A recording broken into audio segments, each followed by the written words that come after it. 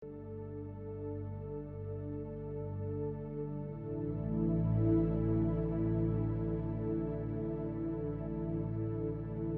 kedua, tindakan yang kedua dalam pasal 2 ayat 2 sampai 4 atau 5, bahwa Tuhan mengajar dalam tindakannya. Tadi Tuhan mengajar dalam ketika dia diam, sekarang dia mengajar dalam ketika dia bertindak.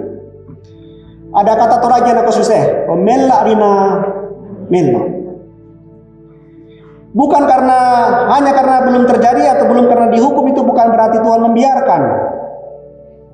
Kalau kejahatan banyak terjadi di dunia ini, kita sebagai orang percaya senantiasa terus ditekan. Tapi sepertinya Tuhan diam-diam, bukan karena Tuhan diam, mela rina mela. Sebab Tuhan pasti bertindak. Tuhan menunjukkan penghukumannya. Kalau kita baca Mazmur kita kembali, bahwa mereka yang fasik itu, tentang mekalu, akan segera lisut dan layu seperti buah atau seperti pohon. Nah, dunia Bapak Ibu Saudara-saudara, tempat kita bersaksi sebagaimana yang disampaikan minggu lalu, Tuhan memberikan kepada kita roh seperti di dalam Timotius tadi, roh yang memberikan kita kekuatan untuk tetap teguh di dalam iman, roh yang memberikan kita kasih untuk tetap setia di dalam dunia, roh yang memberikan kita ketertiban bahwa sekalipun dunia kacau, kita tetap hidup dalam aturan Tuhan. Tidak berbeda atau tidak hidup seperti orang-orang yang mencemooh atau tutang mekalu gitu. Nah, Nabi meyakini, kita meyakini bahwa Tuhan pasti bertindak. Tuhan pasti akan menyatakan hukumannya kepada mereka yang fasik.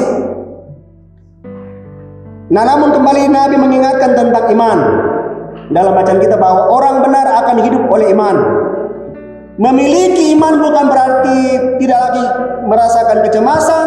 Memiliki iman bukan berarti tidak lagi merasakan kekhawatiran atau tidak lagi ada pergumulan. Sebaliknya, iman justru lahir dari pergumulan. Iman justru lahir dari kekhawatiran.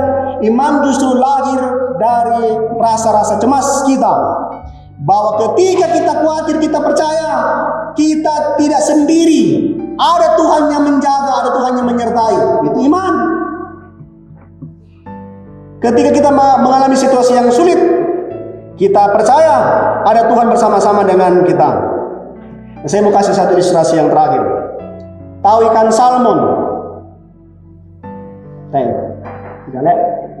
Salmon ya, beberapa yang tahu.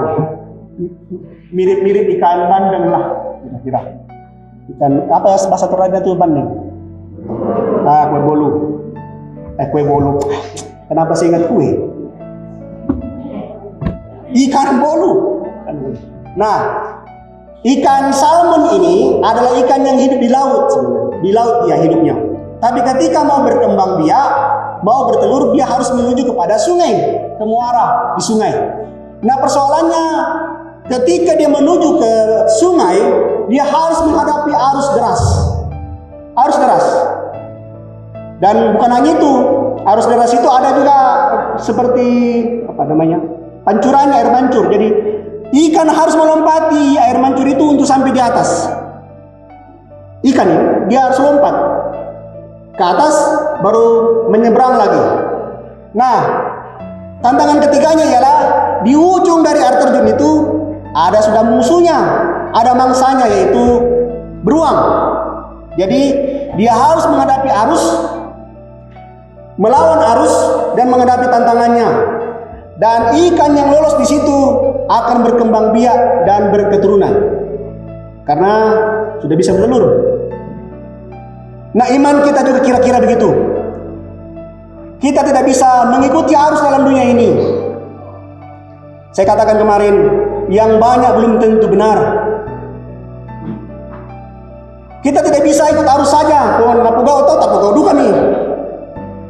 Tapi bagaimana kita sekarang ada sebagai orang-orang benar, dan dalam kebenaran kita mengikut perintah Tuhan, dan perintah Tuhan itu bukan arus dunia, tidak sesuai dengan pikiran dunia, melawan arus dunia itu pikiran Tuhan.